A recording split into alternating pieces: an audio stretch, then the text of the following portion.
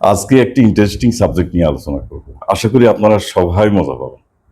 যদিও বিষয়টি কিছুটা জটিল, কারণ বিজ্ঞান ভিত্তিক আর বিজ্ঞানকে অনেকে ভয় পান। তবে আমার এই আলোচনায় যে বিষয় নিয়ে আমি আলোচনা করব, সেটিকে আমি সহজভাবে, অতি সহজভাবে উপস্থাপন করার আমি চেষ্টা করব। আলোচনার মূল বিষয় দ্বিতীয় আকাশে মানব জাতির বসবাস ও আশ্চর্যজনক ভ্রমণ। এখন দ্বিতীয় আকাশ, সে আকাশ বলতে আমরা যে আকাশকে চিনি সেই চিরচেনা আকাশ নয়, এটি একটি ভিন্ন ধরনের আকাশ। তো আমরা সেই আকাশে মানব জাতির বসবাস রয়েছে, এবং সবচেয়ে আশ্চর্যজনক বিষয় যে সে আকাশে যে মনুষ্য জাতি রয়েছে তারা কিন্তু এই, আমাদের এই পৃথিবী থেকেই মাইগ্রেট করে তারা সেখানে গিয়েছে, এবং সবাইকে যেতে হবে। আমরা সবাই অতীতে অনেকে গিয়েছেন, ভবিষ্যতেও সবাই এই ট্রাভেল করে দ্বিতীয় আকাশে যাবেন, এই বিষয়টি মূলত আলোচনা। তো এখন যদিও দ্বিতীয় আকাশে মনুষ্য জাতির বসবাস, এই বিষয়ে বিজ্ঞান থেকে আমরা কোনো সুস্পষ্ট ধারণা পাওয়া এখনো সম্ভব নয়। তবে আমি কোরআনের আয়াত ধরে ধরে আলোচনা করব। এখন বিশ্বাস অবিশ্বাস যার যার ব্যক্তিগত বিষয়। শুরুতে আপনার সূরা নং 42, 29 নং আয়াত। তার অন্যতম নিদর্শন আকাশমণ্ডলীয় পৃথিবী।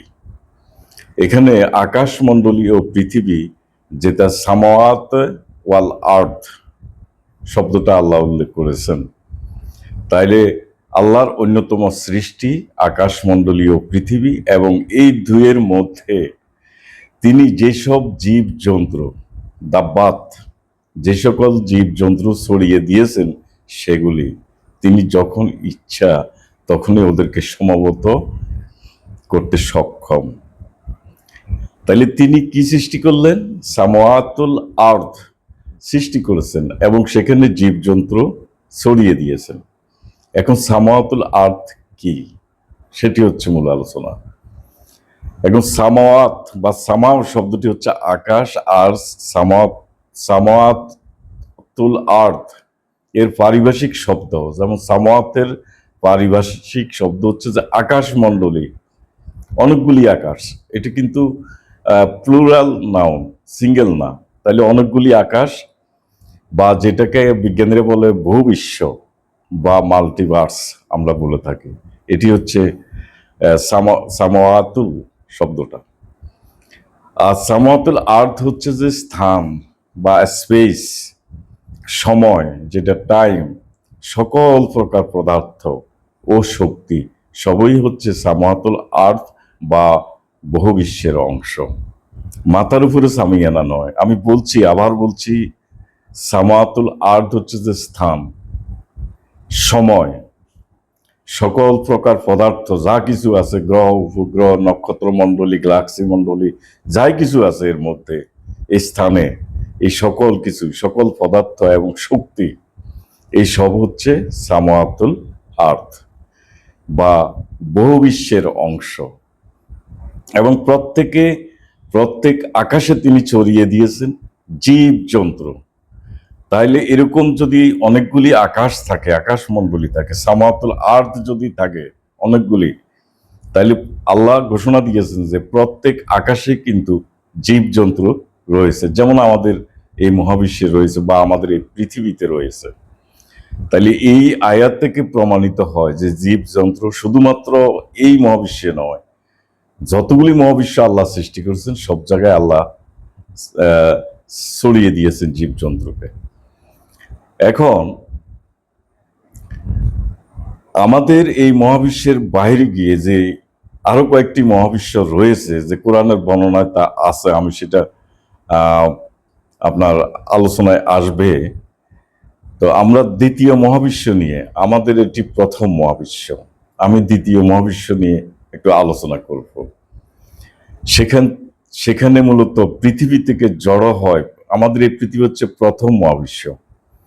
এই প্রথম মহাবিশ্ব থেকে দ্বিতীয় মহাবিশ্বে, আপনার প্রথম মহাবিশ্বে যারা গত হয়, মারা যায়, অতীত হয়ে যায়, তারা কিন্তু সেখানে গিয়ে জড়ো হয়, সেখানে তারা বসতি করে থাকে।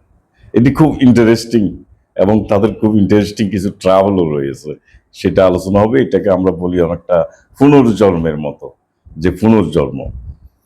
তাইলে মহাবিশ্ব কয়টি? মহাবিশ্ব কি একটি, নাকি একাধিক, নাকি অসীম? এই ক্ষেত্রে বিজ্ঞানীদের মধ্যে তারা কিছু হাইপোথেসিস রয়েছে যে একাধিক মহাবিশ্ব আছে এবং মাল্টিভার্স আছে। আবার অনেক অনেক সময় বিজ্ঞানীরা স্ট্রিং থিওরি নামক একটা থিওরি তত্ত্বে যে অসীম সংখ্যক মহাবিশ্বের অস্তিত্ব তারা ধারণা করছেন ম্যাথমেটিক্যালি, যদি এটা বাস্তবে কিন্তু একাধিক বা একের অধিক কোনো মহাবিশ্বের এখনো অস্তিত্ব খুঁজে পাওয়া সম্ভব হয়নি। এত বিশাল এক মহাবিশ্ব, আমাদের মহাবিশ্ব সম্পর্কে আমরাও বা কতটুকু জানি? তো আমি যেহেতু কোরআন থেকে বলছি, নিশ্চয় তার সত্যতা রয়েছে। এখন এই যে মহাবিশ্ব, আমাদের এই সামগ্রিক আমরা চোখে যা দেখি বা যতটুকু দৃষ্টি আমাদের যায়, বিজ্ঞানীরা যতটুকু ক্যালকুলেট করতে পেরেছে, সবকিছু কিন্তু প্রথম মহাবিশ্বের অন্তর্গত। আর আল্লাহ কি বললেন সাতের আপনার 71, 71:15 বা 15 নং আয়াতে, তিনি স্তরে স্তরে 7টি সামাওয়াত সৃষ্টি করেছেন। এটি খুব গুরুত্বপূর্ণ কিন্তু একটা পয়েন্ট।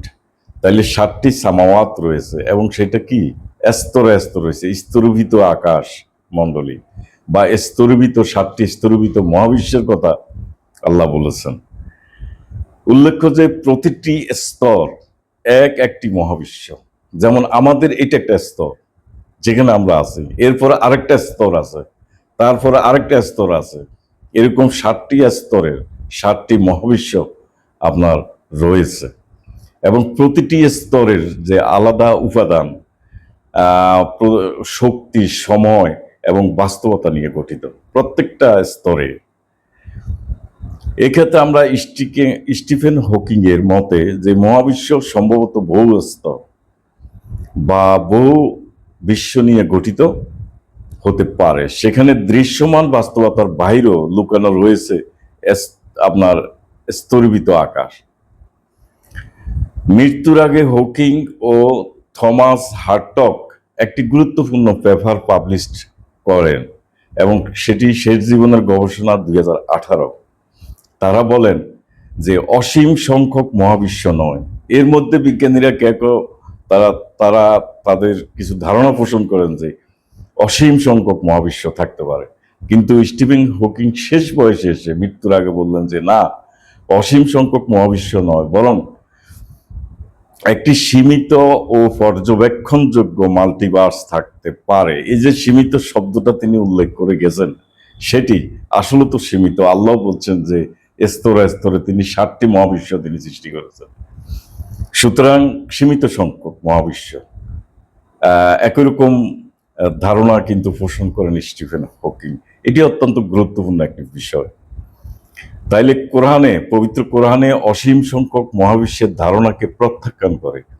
সীমিত ও পর্যবেক্ষণ যোগ্য মহাবিশ্বের সংখ্যা হচ্ছে 7টি, সেটি 71-15 নং আয়াত থেকে আমরা সেটা জানতে পারি। তার মানে 7টি মহাবিশ্ব রয়েছে, সামাওয়াত রয়েছে, সামাওয়াতুল আর্থ রয়েছে, এই আকাশ যেটাকে আমরা পারিভাষিক অর্থে আমরা আকাশ বলে থাকি। এখন সূরা আল মুলক আপনার 67:5, সূরা আস-সাফাত 37:6, যে আমাদের এই আকাশমণ্ডলী আমরা যেখানে অবস্থান করতেছি সেটা কি প্রথম আকাশ নাকি কোন আকাশ, আকাশের ক্রনোলজিটা কি, সিরিয়ালটা কি? তা আল্লাহ বলেন যে এই দুনিয়া, এই পার্থিব দুনিয়া, এই আকাশকে তিনি তারকারাজি দ্বারা সুশোভিত করেছেন। আমাদের এই আকাশটা তারকারাজি দ্বারা সুশোভিত, সুতরাং এটি হচ্ছে কি প্রথম আকাশ।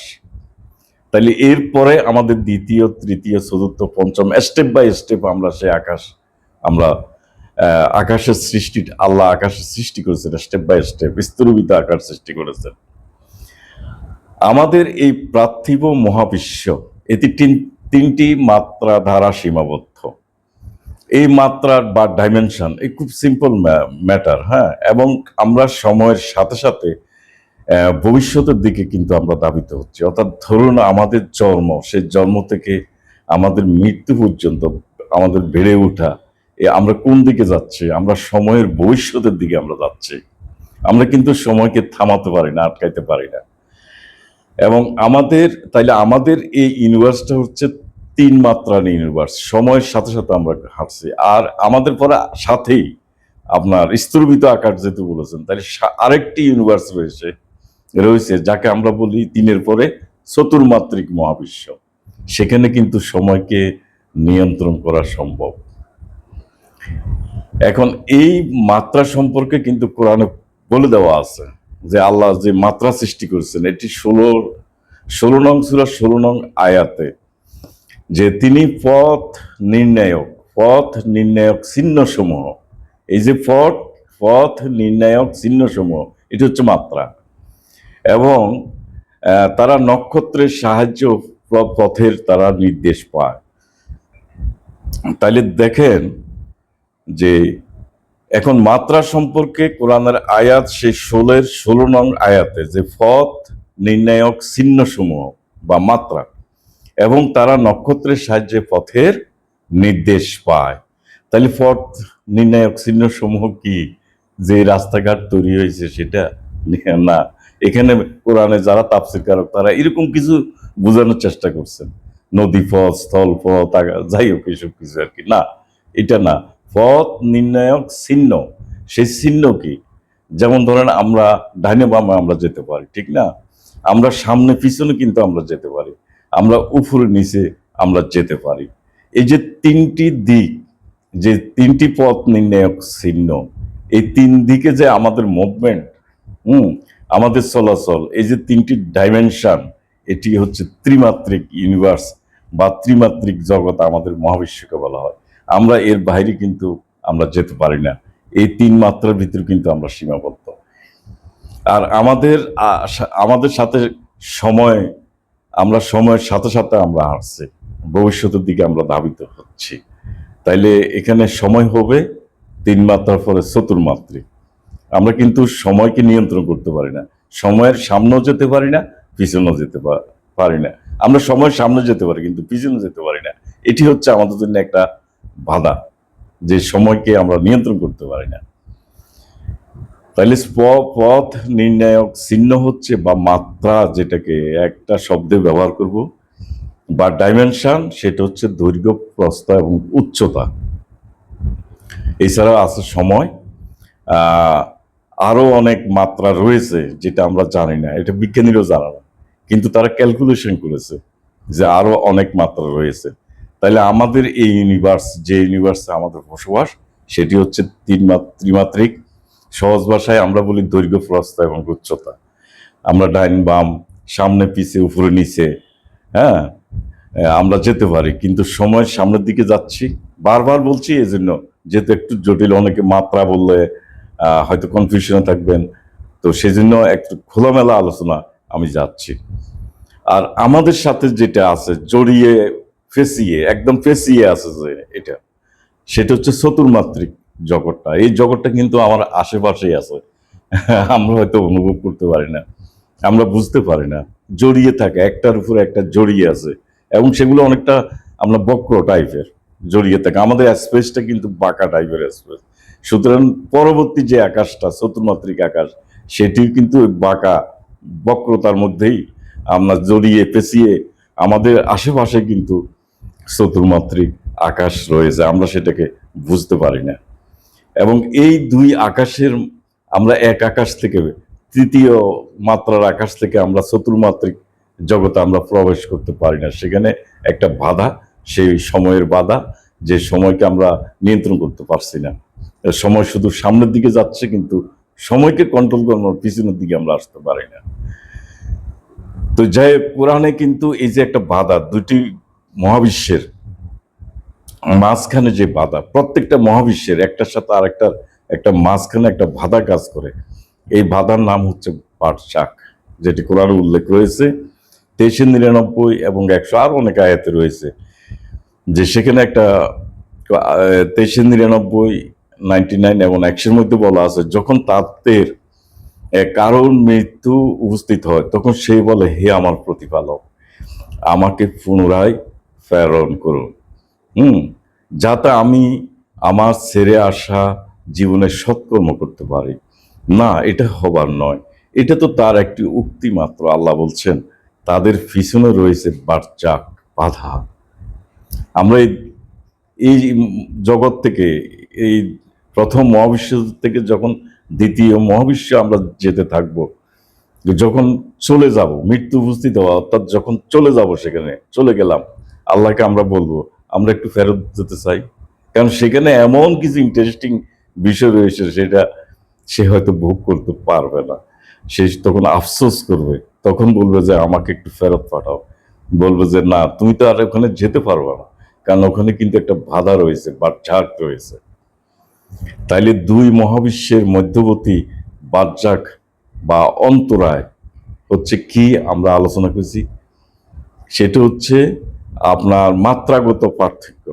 কারণ আমরা আছি 3 মাত্রায়, আর আমাদের দ্বিতীয় মহাবিশ্ব সেটি হচ্ছে 4 মাত্রার মহাবিশ্ব। সুতরাং 1 মাত্রা যেটা সময়, সে সময় তারাকে নিয়ন্ত্রণ করতে পারে, আমরা পারি না। এই যে বাধা, মাত্রাগত আপনার বাধা, সেটি হচ্ছে বাচ্চাক। এখন দেখেন, আল্লাহ কিন্তু পার্থিব উদাহরণ দিয়েছেন, যে 55-19-20 আয়াতে সেখানে বলা আছে যে তিনি 2 সাগরকে প্রবাহিত করেছেন, তারা পরস্পর মিলিত হয় কিন্তু তাদের মাঝে এক অন্তরায়। তাইলে এটি কিন্তু উদাহরণ দিয়ে আমাদেরকে বুঝাচ্ছেন, তাহলে 2টি সাগর কিন্তু মিলিত হয় পরস্পর। তার মানে আমাদের 2টি ইউনিভার্সও মিলিত অবস্থায় আছে, একসাথে জড়িয়ে পেঁচিয়ে আছে। হ্যাঁ, কিন্তু তারা একে অপরকে অতিক্রম করতে পারে না, অর্থাৎ তাদের মধ্যে এক ধরনের বাধা কাজ করে। আরেকটা আয়াত যেমন সূরা আল ফুরকান 25-53 নং আয়াতে তিনি 2 ধরনের পানিকে মিলিয়েছেন, একটি মিষ্টি ও তৃষ্ণা নিবারণকারী, এবং অন্যটি লবণাক্ত ও তিক্ত। একটা লবণাক্ত পানির ধারা, আরেকটি হচ্ছে মিষ্টি পানির ধারা, দুটো কিন্তু একসাথে আপনার মিলে না। এর কারণ হচ্ছে যে এখানে ঘাড়ত্বের একটা বিষয় আছে এবং টেম্পারেচারের একটা বিষয় আছে। আর এখানে এই যে অন্তরায় বা বারজাক, সেই বারজাক হচ্ছে ঘাড়ত্ব, হ্যাঁ, এবং হচ্ছে তার টেম্পারেচার। তাইলে এই যে বাধা, বারজাক, এরকম 2টি সাগর প্রবাহিত একসাথে, একটা লবণাক্ত পানি প্রবাহিত, একটা মিষ্ট পানি প্রবাহিত, কিন্তু তারা পরস্পর সাথে তারা মিলছে না। এখানে একটা বাধা কাজ করে, বারজাক কাজ করে। এখন আসেন যে আমরা এখন 3 মাত্রার জগতে, তাইলে অবিশ্বাস্য হলো সত্য যে মৃত্যুর পর আমরা কোথায় যাব? মৃত্যুর পর আমরা 4 মাত্রার জগতে প্রবেশ করব। এখন অনেকের কাছে বিশ্বাসযোগ্য না হতে পারে, কারণ আমাদের এই দেহ, আমরা তো মরে যাচ্ছি, আমরা মনে করি এই দেহই মনে হয় সবকিছু। হ্যাঁ, আত্মা বলতে কোনো কিছু আছে, সেটা বাতাসের অশরীরী একটা বিষয়, এরকম কিছু একটা কাল্পনিক বিষয় আর কি। তো সেই কিভাবে যাওয়ার পর আবার কি হবে না হবে, এখানে অনেকেরই একটু কনফিউশন রয়েছে। আবার অনেকেই ব্লাইন্ডলি সেটাকে বিশ্বাস করে যে আল্লাহ যা বলেছেন। আবার অনেকে মনে করেন যে মৃত্যুর পর বেহেশত দোজখ নির্ধারিত হবে, এইসব কিছু আর কি। তো সেই জগতে আমরা, সেটি হবে আমার দ্বিতীয় আবাসস্থল, অনুরূপ পৃথিবীর ন্যায়। আমরা পৃথিবীতে যেরকম আমাদের জন্ম মৃত্যু, সেই জগতও আমাদের জন্ম হবে। পৃথিবীতে জন্ম মায়ের গর্ভে, সেই জগতও মাতৃগর্ভে আমাদের কিন্তু জন্ম নিতে হবে, এবং সেখানে আমরা বেড়ে উঠব। আমরা কিছু কিছু আশ্চর্যজনক ঘটনার সাথে আমরা পরিচিত হব। সেটি একটি জগৎ যেখানে সূর্যোদয় হবে, সূর্যাস্ত হবে পৃথিবীর অনুরূপ, যাকে এই বিষয়টা সামনে আসছে। এখানে যত সব অদ্ভুত অদ্ভুত ঘটনা সাথে আমরা পরিচিত হব। এখন আগে যে আমরা কিভাবে ট্রাভেল করব সেই জগতে, এটি আসেন যে আমাকে জানতে হবে যে আমি কে, আমার আমার ভিতরে আমি কে। হ্যাঁ, তো আমাদের সত্যিকারের পরিচয় কি? আমাদের পরিচয় কি দেহভিত্তিক? হ্যাঁ, নিশ্চয় নয়। আমাদের পরিচয় কিন্তু দেহভিত্তিক নয়। প্রকৃত আমি হলাম নফস, অর্থাৎ এই দেহ কিছু না, এই দেহ হচ্ছে পচনশীল পদার্থ, দুর্গন্ধময়। আসলে দেহ এটা মরে যাবে, এটা শেষ হয়ে যাবে। আমার ভিতরে আমার একটা রূপ রয়েছে, একটা স্ট্রাকচার রয়েছে, সে হচ্ছে নফস। নফসের কিন্তু একটা স্ট্রাকচার রয়েছে, একটা গঠন রয়েছে। তাইলে যারা আমাদের ইতিপূর্বে, যারা আমাদের এই ধরাধাম, এই পৃথিবী ছেড়ে যারা চলে গিয়েছে, তারা সেখানে গড়ে তুলবে নতুন এক বাসস্থান, এবং সেখানে তারা টাইম মেশিনে চড়ে হ্যাঁ, তারা টাইম ট্রাভেল করবে। ওই যে বললাম, সময়কে তারা নিয়ন্ত্রণ করতে পারবে এবং সময়ের অতীত ও উম, ভবিষ্যতে তারা ভ্রমণ করবে এবং সময় তাদের নিয়ন্ত্রণে থাকবে।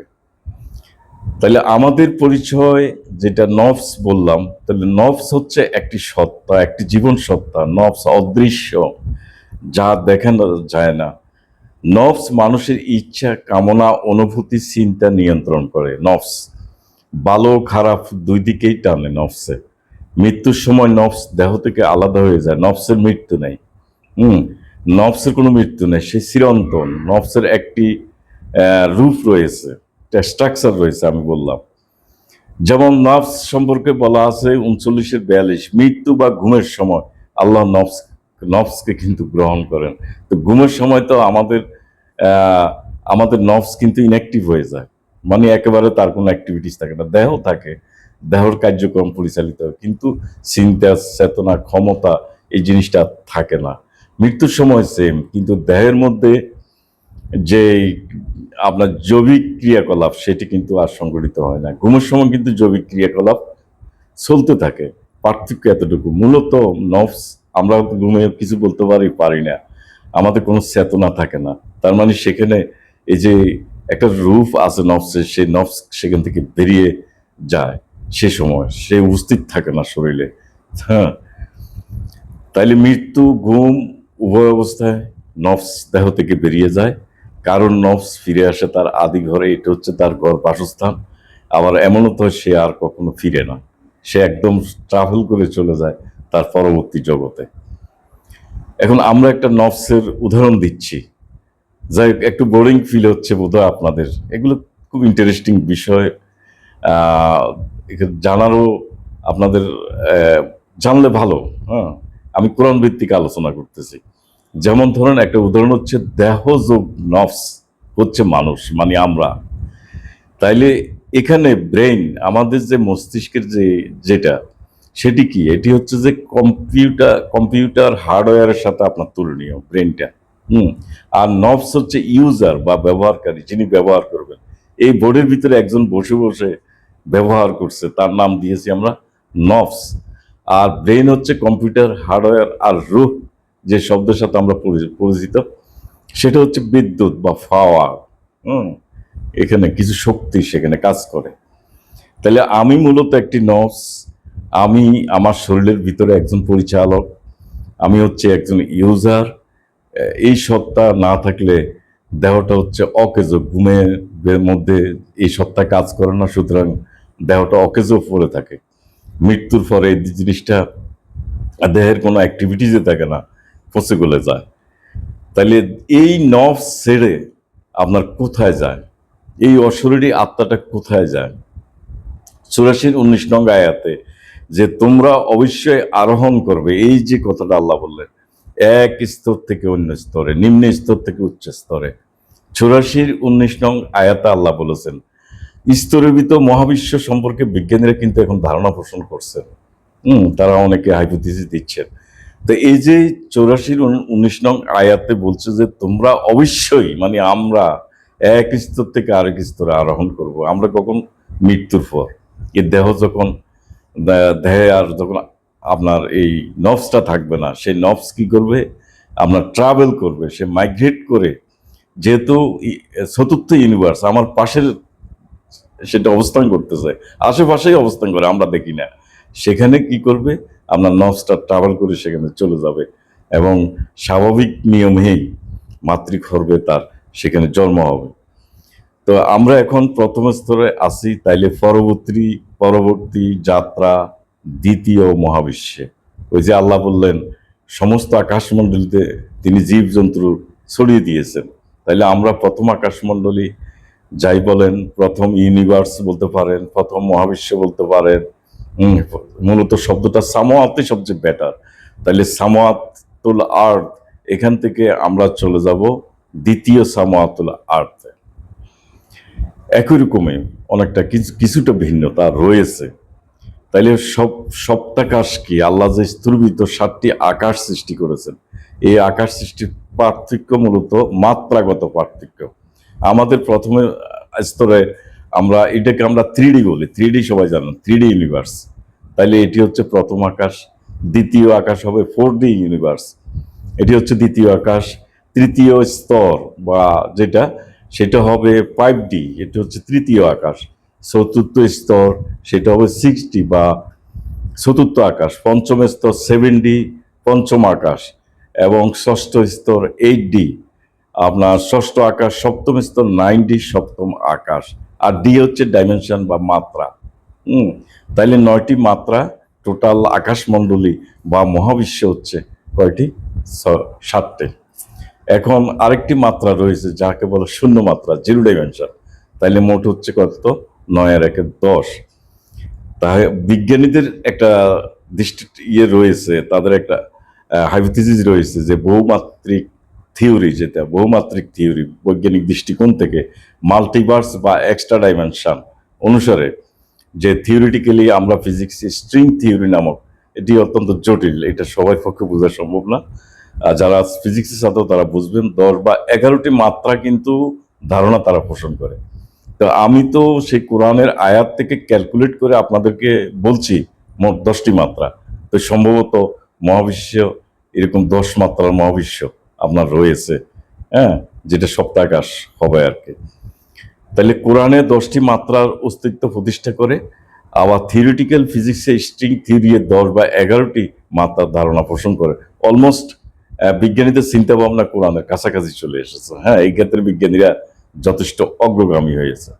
আর প্রত্যেকটা স্তরে ওই যে সামাওয়াতুল আর্থ শব্দটা রয়েছে, আর্থ হচ্ছে যে চন্দ্র, সূর্য, গ্রহ মণ্ডলী, এই সব কিছু কিন্তু আপনার প্রত্যেকটা জায়গায়, প্রথম আকাশে বা প্রথম মহাবিশ্বে যেমন রয়েছে, দ্বিতীয় মহাবিশ্ব রয়েছে, তৃতীয় মহাবিশ্ব রয়েছে, প্রত্যেক জায়গায় কিন্তু রয়েছে এই সিস্টেমটা রয়েছে।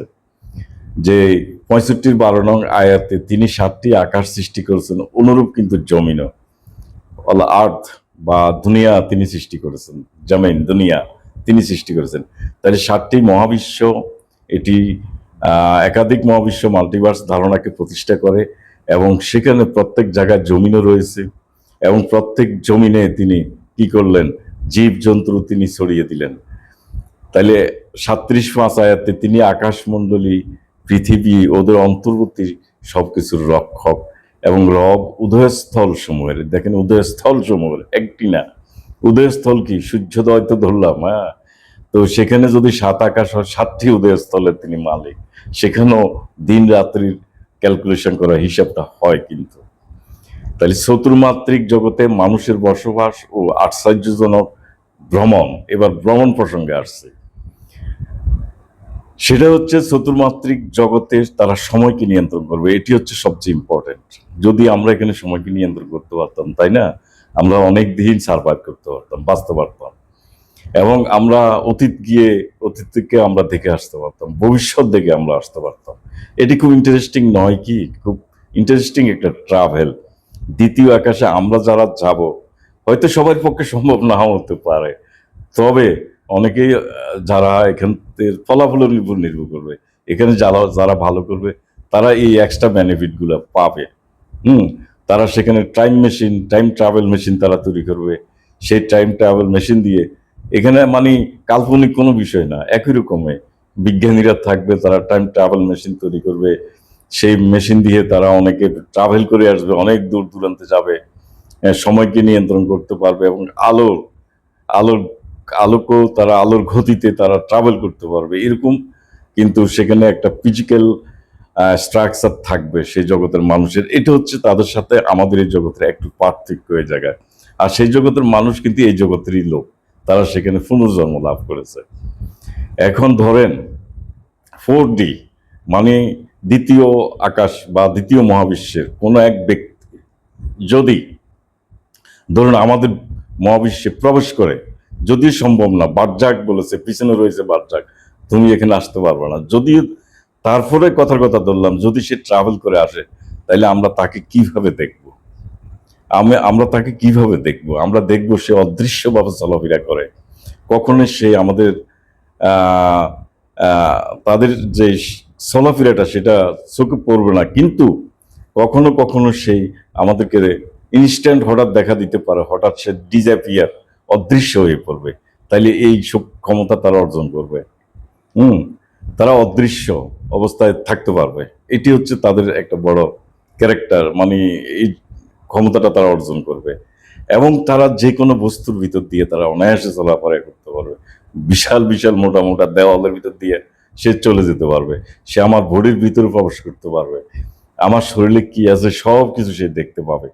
হুম তাইলে এই যে এবং তার এক জায়গা থেকে আরেক জায়গায় আপনার খুব ইনস্ট্যান্ট, চোখের পলকে আহ, সে চলে যেতে পারবে। কোনো বস্তুকে এক স্থান থেকে আরেক স্থানে সে চোখের পলকে নিয়ে আসতে পারবে। এরকম একটা আয়াত রয়েছে যে আহ, চোখের পলকে কোনো বস্তুকে সে এক স্থান থেকে অন্য স্থানে মাইগ্রেট করা, নিয়ে আসা। এই কাজটা সম্ভব হবে কাদের পক্ষে? এটি সম্ভব হবে 4D ইউনিভার্স, দ্বিতীয় মহাবিশ্বের যারা থাকবে তাদের কিন্তু এই এক্সট্রা অ্যাক্টিভিটিসগুলো তারা করতে পারবে। তাহলে এখন দ্বিতীয় আকাশের টাইম ট্রাভেল একটি সাধারণ ঘটনা, এর একটা ধারাবাহিক আয়াত রয়েছে এই সংক্রান্ত বিষয়ে যে 20-103। দেখেন, ওরা নিজেদের মধ্যে সুফি সুফি বলা বলি করবে, তোমরা মাত্র 10 দিন অবস্থান করেছিলে। এখানে একটা টাইম ট্রাভেলের একটা ঘটনা। সম্ভবত আমাদের এই ইউনিভার্সে তো সম্ভব না, সময়কে আমরা সেভাবে নিয়ন্ত্রণ করতে পারবো না। তাইলে ভবিষ্যতের যারা আপনার দ্বিতীয় চতুর্মাত্রিক মহাবিশ্বে যারা দ্বিতীয় ইউনিভার্সে যারা থাকবে, তাদের যে হয়তো একজন টাইম ট্রাভেল করে আসলেন, তো টাইম ট্রাভেল করে এসে যে বলবো যে তোমরা এখানে, তারা বলবো যে আমাদের তো 10 দিন অতিবাহিত হয়েছে। সেখানকার কোনো এক লোক, ধরুন আমি উদাহরণ দিয়ে বলছি, আগে আয়াতটি পড়ছি 20-103, 20-104, ওরা কি বলবে তা আমি ভালো জানি। ওদের মধ্যে জ্ঞানবান ব্যক্তি, মানে বৈজ্ঞানিক না, জ্ঞানবান ব্যক্তি, তারা বলবে তোমরা মাত্র 1 দিন অবস্থান করেছিলে। তাহলে এই ক্যালকুলেশনটা তারা কিভাবে, এই বিষয়টা একমাত্র টাইম ট্রাভেল ছাড়া তো আর এটা সম্ভব নয়।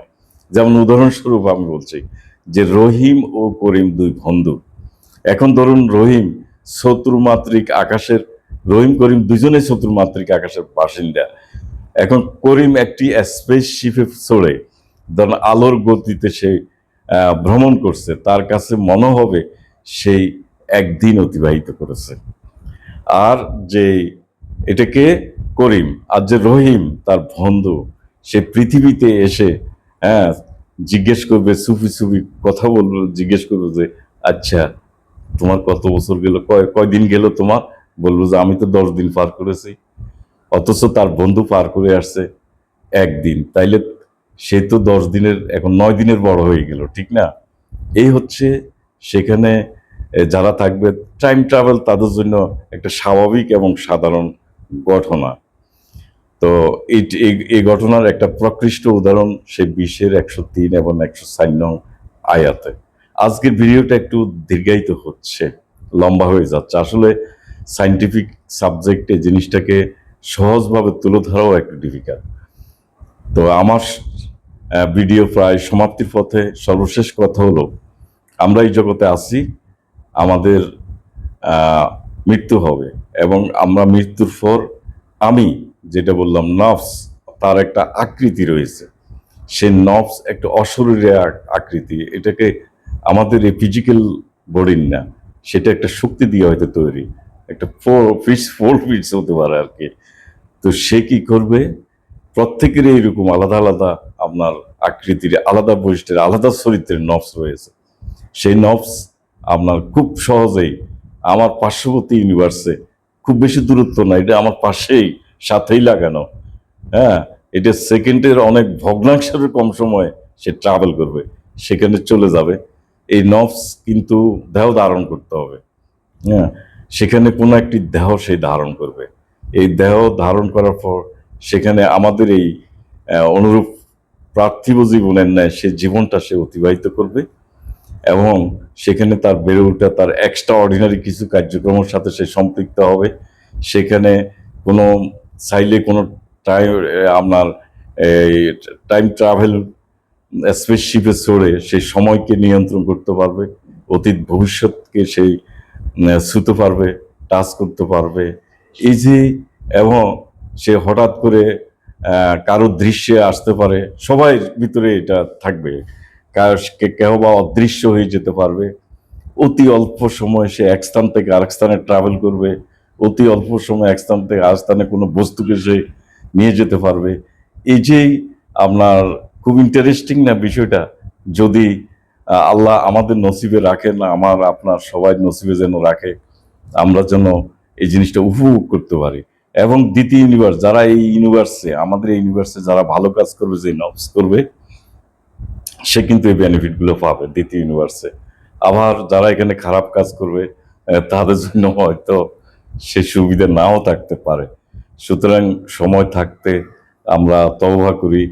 আল্লাহ যেন, আমি যা আলোচনা করছি কোরআনের বাইরে গিয়ে আমি কথা বলছি না, সুতরাং আমরা যেন সবাই আহ, এই অ্যাডভান্টেজ, আমাদের পৃথিবীর চাইতে বাড়তি যে অ্যাডভান্টেজ, এটা যেন আমরা অর্জন করতে পারি। আল্লাহ আমাদেরকে সে তৌফিক দান করুন। সবাই ভালো থাকবেন।